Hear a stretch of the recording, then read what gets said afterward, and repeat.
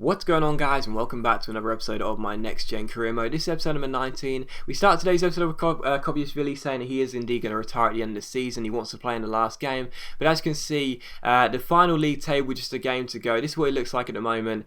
We are 1 point ahead of Schalke. I showed this in the last episode. 1 point ahead of Schalke. And basically, in order for Schalke to qualify in 4th place and us finish in 5th, if they draw their last game and we lose by 4 or more goals, they will finish in 4th.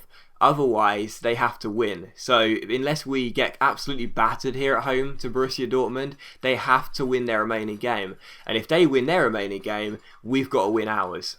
Hopefully I explained that in really simple terms. I didn't want to overthink things. But yeah, basically, Schalke, if they draw, then we need to lose by 4 or more goals to slip out of 4th. If they win, though, we need to win our game as well. So it really is, Schalke, of course, playing Nuremberg at home. You fully expect them to win that game. It really was a case of they need to get the 3 points. And if they do, we've got to match their results. So we take on Borussia Dortmund. As you can see here as well, I did have the goal updates switched on, but they're just so goddamn useless. But Bayer Leverkusen weren't, mathematically out of reach, but obviously because of the goal difference they pretty much were. But as we take on Borussia Dortmund here, they've finished in 2nd place. They can't overtake Bayern Munich. They've already won the champions, the title this season, so they can't finish in 1st place. Their season is over. 2nd place is going to be a guarantee for them. But the first chance to game with 49th minute here is Sigurdsson plays the ball forward towards Lasogga. He strikes it, but it hits the far post, and it's eventually cleared away. Only as far as Lasogga though, and he finds Sigurdsson, and again it hits the post. This time Weidenfeller tips it onto there, but twice the woodwork was struck in just a couple of seconds, and it's still 0-0 here. So great early chances from us, but unfortunately no goals to show for it. In the 14th minute, a big mistake by me there as I get the ball away by Brooks. It comes to Aubameyang, who strikes it but puts the ball just wide the post, and after that we would hear Alan McInally. It's a goal for Schalke. It's been scored by Julian Drexler. A howler from the keeper who spilled a free kick from the left, and the ball dropped at his feet, giving him the easiest of chances. 24 minutes played, 1-0. Thank you very much, Alan. That Schalke have taken the lead after a mistake by the goalkeeper there. So 1-0 to the home side, and that of course meant, as I said it earlier, that as things stood, we would be finishing in 5th place and Schalke would overtake us by a single point. And unfortunately, as if things couldn't have got worse, we knew now we had to win this game. Dortmund went ahead and got themselves the goal to take the lead. So it's a goal for Royce, and in the 37th minute it's 1-0 to the away side, and he almost doubled his advantage with his free kick, but it went just wide the post. So unfortunately for us, in the first half, as the game was being called to a close for the first half of play, Dortmund were in front in a game we had to win. We were losing, so not good for us. But in the 45th minute, see now we get on the ball here. It comes to Lasogga, but unfortunately Weidenfeller makes a great save, and it's still 1-0 as things stood. But as you can see, around the grounds at half time, Nuremberg had actually got themselves an equalising goal away at the Veltins Arena. So with that in mind, even though we were losing this game by a goal to nil, we were still gonna be finishing in 4th place here because of the goal difference swing. But as you saw there, Schalke did get themselves another goal to make it 2-1, and in the 50th minute here, William Carvalho goes and scores. So a really big goal there as we get ourselves back in the game. But of course, as I just saw in the top right that Schalke had scored, I was about to celebrate, and then I remembered that I need to score another goal. So William Carvalho scores. We're back on level terms. I'm very pleased, but of course I remembered that, of course, because of Schalke scoring, we needed to win as well. We need to match the results. So I quickly picked the ball up and go back to the centre circle. In the 61st minute, Herman finds Lasogga, and he hits the post, and then Ramos can't turn it in. So 3 times we'd struck the woodwork. We just couldn't seem to get ourselves a goal that was going to give us the winner and put us through to the Champions League. But in the 69th minute, another good chance here. Schultz goes down the left hand side, swings it across towards Lasogga, who wins the header, but Weidenfeller makes the save, and it's cleared away, and it's still 1 apiece. So we had the chances, we just couldn't score the goal. But in the 73rd minute, you see Vlasikowski get on the right hand side, pass it back towards Subotic. It's a poor pass. Sigurdsson intercepts his man and strikes it. And what a goal by Gylfi Sigurdsson in the 74th minute. We finally get the breakthrough as he jumps over the corner flag to make it Hertha Berlin 2, Dortmund 1. And we come from behind and manage to get ourselves in front in this game for the first time. And of course, because of Schalke winning, I wasn't getting any more updates, but I knew, of course, we'd have to match their result.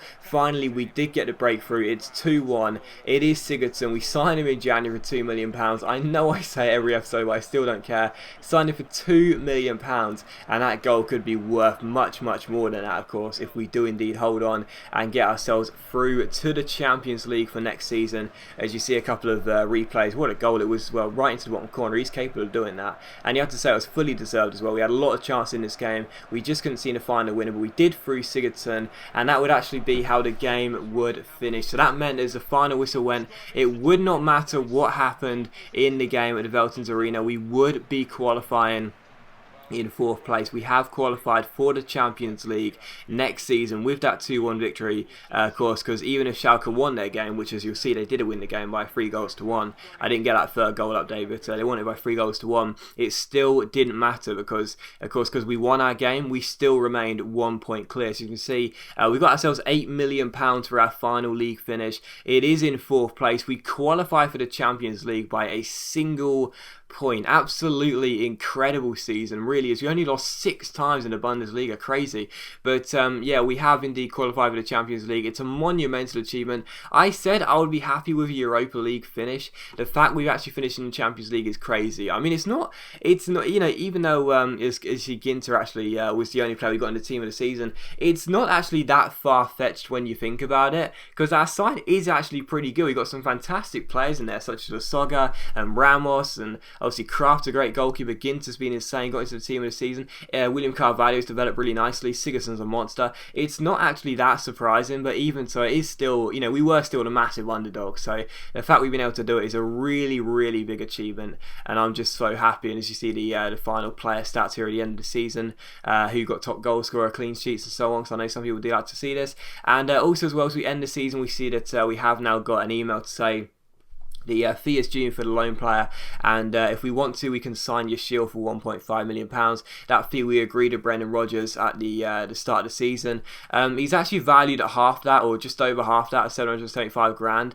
But I decided to take them up on the offer anyway, because we got £8 million for finishing in 4th place. I thought at the end of the day, £1.5 million is without doubt, in my opinion, what he's worth now. He plays like a 75 rated striker, let alone 68. So I go ahead and take Brendan Rodgers up on the deal. I know to some people that may seem pretty poor business. Maybe we could sign him for cheaper in the summer. Maybe we could get him back on loan. But to be honest, I just wanted him to be a Hertha Berlin player straight away, because I think he's been a great young player for us. And yeah, we get him into the club, and I'm pretty happy with that.